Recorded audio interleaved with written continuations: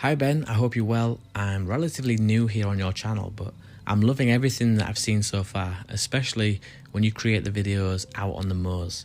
The landscape where you live looks completely different to where I'm from, so it's nice to see the contrast. Anyways, I would like to share an experience with you that happened to me back in October of 2017. Back then, I was living in Yamhill, County Oregon. Growing up there, I'd heard all types of weird stories regarding Bigfoot, and I've always really kept an open mind about the subject. My dad's hunting buddies would often tell me stories about the times that they ran into a Bigfoot while out hunting, or the times they'd seen a huge big print while out on the track.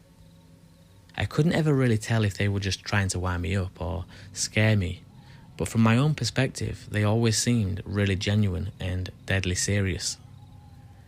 As I got older, I followed in my dad's footsteps and I started to head out bow hunting with one of my close friends called Dan at the time. We would often head out deep into the forest and stay there for multiple days. Usually, we would spend much of our time just building up camp and placing out a few game cameras ready for the following year. We had both been working extremely hard on building up this permanent shelter, somewhere that we could head back to time and time again. It was really starting to take shape, but it was quite a hike into the woods just to reach it. Eventually then, me and Dan did decide to start leaving cans of food there, along with a few other larger items of kit. This made far more sense than just carrying everything back and forth every time me and Dan wanted to visit the camp. About a week had passed since we last visited the shelter, and I was really excited to return. Mainly just to see if the base was still standing, but also as well to see if anyone else had discovered it yet. Everything looked to be exactly as we'd left it, except for the cans of food, that is. For some reason, we were now 2 cans of food short. Trying to make logical sense of this, I just assumed that maybe I'd dropped them out of my bag on the hike in. After all, it was a week ago since we last visited, and I didn't ever remember counting the cans of food out of my bag. The following day we came back to the camp and we made sure to resupply all the missing cans of food. And this time we actually made sure to physically count them as well, out of my bag and onto the shelf. The day went pretty smoothly. We just spent most of the time working around camp and lounging in our hammocks. The sun was now going down pretty fast, and me and Dan had both agreed to stay there the night. Now I'm not sure why we preferred hammock camping over tents, but I guess it was because they are much lighter and much easier to pack away. So as the night quickly became darker and darker, me and Dan are now there swinging about 6 feet off the ground, tucked in our sleeping bags, swinging in the hammocks. It must have been about 11:30 at night when I started to get extremely tired. I must have drifted off because the next thing I realised, it was now 8 o'clock in the morning. I actually slept, looking back, really well, and I didn't feel the cold throughout the night. I didn't even wake up to go to the toilet, which was highly unusual for me. In the morning, as soon as the sun was up, I swung out of my hammock and started to blow a few remaining embers on the fire, in the hopes that I could maybe start breakfast. There, on the floor beside the fire, I noticed 2 cans of food, and 1 can missing from the shelf. I assumed that Dan had maybe gotten up through the night after I'd drifted off. Maybe he'd been clumsy in the dark and knocked the other 2 cans off the shelf. Eventually, Dan did wake up at 9:15, and I asked him if he'd slept well. Dan said, "Yeah, except for you rummaging around all night with the food at God knows what time." I said, "What do you mean? I thought it was you." Dan said, "Nope, definitely you. I woke up early in the morning and I just saw you there messing around with the food. But I rolled back over and just went straight back to sleep." I had zero recollection of doing this, and it completely blew my mind that Dan assumed this was me. I just couldn't imagine for 1 second that I was able to sit up inside my hammock, undo the zip, step out of my hammock without ever falling over, and then somehow climb back in again without ever waking up. This just didn't make sense in my mind. Confused by this, I said, "Hey Dan, how positive are you that it was me last night?" He looked at me as if he knew already what I was trying to get at, and said, "In all honesty, I couldn't really say if it was you or not. I just assumed that it was. But I could just see the figure from the torso up. I said, dude, think about this for a second.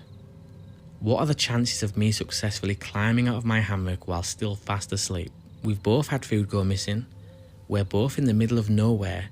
And now here you are talking about seeing something that resembles a man in the middle of the night rummaging through our food pile while we both sleep. We both instantly got goosebumps and sat around the fire that whole entire morning just discussing what we think this thing could have been. We found no footprints, and that kind of missing food was nowhere to be found. We searched high and low. We both concluded then that whatever Dan was looking at must have also been huge. Dan said that he could only see it from the torso up because due to the height of our hammocks were a good 6 feet off the ground. We used hardened tree stumps just to climb in and out. So if Dan was seeing this thing 6 feet in the air, then that means that the waistline of this thing started at 6 feet upwards. We can't even begin to imagine the actual size of this thing that Dan saw. We have been back to the same location over the years and we've used the same shelter quite a lot. We've never had eyes on anything strange again, but we've certainly had many nights sat around the fire listening to hours of terrifying whooping sounds and large trees falling through the forest. I love what you're doing here with the channel, Ben, and it's great that you've given people a voice. If anything more develops, I'll be sure to send you another email. P.S. I've also started sharing the 401 files with other like-minded people, and I hope that I can send others your way too. Keep up the great work. Wow, this is one of those stories, guys, that you read this or you hear this and it has a definite air of truth to it, believability. This seems genuine. And I've never met the guy. This guy's from, I think he said Oregon. But you can imagine it. And I was reading this, living through the experience with him, because you can picture these two guys heading out into the woods to build up a camp, setting out game cameras ready for the next year's hunt, probably not thinking about Bigfoot and probably not expecting anything supernatural to occur. And yet it does. Fascinating. I love hearing stories like this. It's just a little bit of everything that's right. It's not over the top. It's not boring, but yet something there is happening that we can't explain.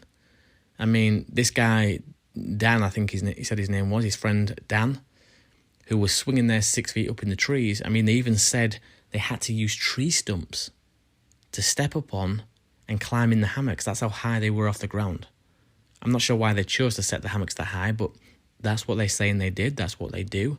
Each to their own, and I'm sure there's many reasons for that, whether it's predators on the ground or it's warmer being higher up. I'm not sure what the method behind that is, but if this Dan was 6 feet up in the tree and he sees a creature from the waist up, how tall was this creature?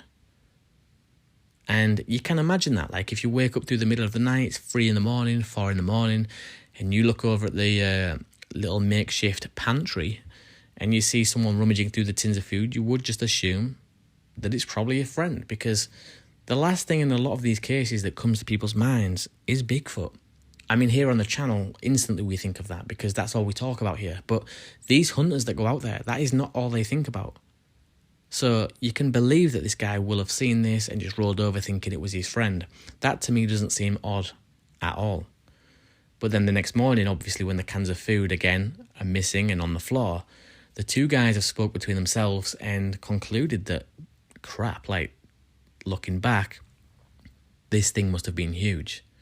And then it all starts to make sense, and the more they go back, they start hearing the whoops over the years and trees falling through the forest. This is just an incredible story, and I really hope that you guys enjoyed this one. And I'm sure there's plenty more of this stuff going on all around the world. You've got to remember, guys, a lot of these people who have these experiences don't come forward. They don't wish to talk about it. And not because they're scared, not because they're worried of ridicule even. But it's just kind of, it happens, and that's that. You find out about a lot of these things years later in general chit-chat when someone will just say, oh yeah, I had an experience as well with something like that. And that's how it comes out. A lot of these people live with these experiences, these encounters, and don't think much more of it other than, yeah, that was quite creepy. They are all like us guys who think of this stuff all the time. So yeah, There will be plenty more stories out there like this, I've no doubt about that. And there will be many, many creepy things that people are sitting on just because they choose not to talk about it. You guys have been awesome. Thank you so much. Please, like I always say, give this one a thumbs up. Remember, the YouTube algorithm, guys, really does prefer comments. So smash that comments box below. Let's just blow up the algorithm completely and get as many comments going as possible.